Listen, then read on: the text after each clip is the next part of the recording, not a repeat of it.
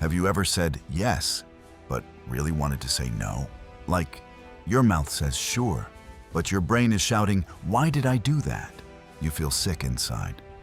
But now you're stuck helping someone when you're already tired. Let's talk about why that keeps happening and how to stop it, starting today. Saying yes when you want to say no can feel like you're being nice, but really? You're slowly losing yourself. Think about it. You stay late at work, even when you promised you'd go home early. You help friends move, again, even though your body's tired. You show up to parties when all you want is a quiet night alone. You lend money you don't have to people who never pay you back. You take on extra projects when you're already overwhelmed. That's not just being helpful, that's ignoring your own needs. And when you do it over and over again, you feel drained, upset, and invisible. Sound familiar?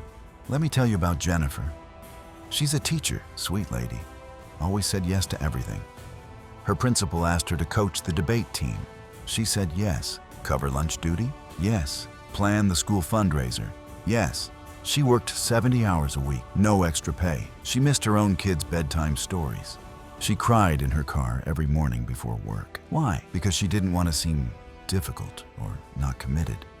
Or think about David. His family treated him like a personal ATM. Car payment? David will help. Rent money? Ask David. Emergency repairs? David's got it. He worked 2 jobs just to keep everyone happy. And guess what? He had no savings, no vacation, no life of his own. They both wanted to say no, but didn't. Does this sound like your life? Here's the brutal truth. 73% of people feel overwhelmed by commitments they never wanted to make. That's not a coincidence. That's an epidemic. Why do we keep saying yes when we mean no? Because we were taught to. From the time we were kids, we learned saying no is rude. Good people always help. If you say no, people might stop liking you. Being selfish is the worst thing you can be. So we became people pleasers. We try to keep everyone happy, even if it destroys us. We say yes because we're scared someone might get mad or leave us. But here's the truth no one told you. Saying no isn't mean, it's survival. Think about it this way. You only have 24 hours in a day. You only have so much energy. You only have one life. Every time you say yes to something that drains you, you're saying no to something that could fulfill you. Say no to drama, yes to peace. Say no to overtime, yes to family dinner. Say no to fake friends, yes to your mental health. Say no to other people's emergencies, yes to your own priorities. Even billionaires get this. Warren Buffett once said, really successful people say no to almost everything. Oprah Winfrey said learning to say no changed her life. Steve Jobs was famous for saying no to hundreds of projects. They're not selfish. They just know their time and energy are precious. But how do you actually say no without feeling terrible? Here are 4 powerful techniques that actually work.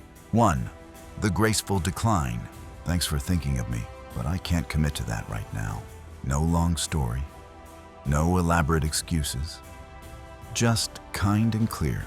Notice the word commit. It shows you take requests seriously. 2. The alternative offer. Can't help? Offer something small instead. I can't help you move, but I know a great moving company. I can't take on this project, but I can recommend someone perfect for it. You stay helpful, but still protect your time. 3. The pause and think. Don't rush. Say, let me check my schedule and get back to you. This gives you time to think. You don't have to say yes right away. 4. The broken record. If they keep pushing, just repeat yourself. As I mentioned, I won't be able to do that. My answer's still no, but thank you for asking. Say it calmly. Don't argue. Don't explain. Stand strong. But what about the guilt? What if people think you're selfish? Here's the reality check you need. People who truly care about you will respect your boundaries. If someone gets angry when you say no, that's a sign they only liked you because you always said yes. Those are not the kind of people you want in your life. Real friends don't guilt trip you. They don't manipulate you. They don't make you feel bad for having limits. The people who push back hardest against your boundaries, they're usually the ones who benefit most from you having none. Think about what life looks like when you stop saying yes to everything. You have weekends just for you. You come home from work and actually have energy left. You feel proud of your choices, not trapped by them. You stop feeling like a doormat and start living like the real you. Your relationships get better, not worse. Because you're no longer resentful. You're no longer giving from an empty cup. You're choosing to help because you want to, not because you feel forced. Here's what happens when you master this skill. Week 1, you feel guilty, but also relieved. Week 2, you notice people respect you more. Week 3, you have more energy for things that matter. Month 1, you realize how much time you've been wasting. Month 3, you attract better people into your life. Month 6, you can't believe you used to live any other way. Want to know something amazing? Boundaries are contagious. When you start respecting your own limits, others do too. When you show your time has value, people treat it as valuable. When you make deliberate choices instead of just going along with everything, you become magnetic to the right opportunities. And you naturally repel energy vampires and time wasters. Here's your challenge this week. Say no to one thing you'd normally say yes to. Just one. Maybe it's staying late when you're not required to, lending money to someone who never pays you back, attending an event you don't want to go to, taking on someone else's responsibility. Watch how it feels. Notice that the world doesn't fall apart. Most people will move on faster than you think, and you'll feel stronger for it. Start small, build the muscle. Remember, your time is the most valuable thing you have. Every moment you give away is a moment you'll never get back. Stop giving it to people who don't appreciate it.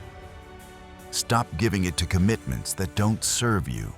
Stop giving it to obligations that drain your soul. When you start setting limits, something incredible happens. People start to respect you more. You stop attracting users. You start attracting people who treat you right. You build the life you want, not the life others expect from you. Saying no doesn't make you a bad person. It means you're finally saying yes to yourself, to your goals, your peace, your power. Your future self is begging you to start today.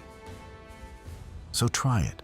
Say no and see what kind of life opens up when you do. What's one thing you wish you could say no to this week?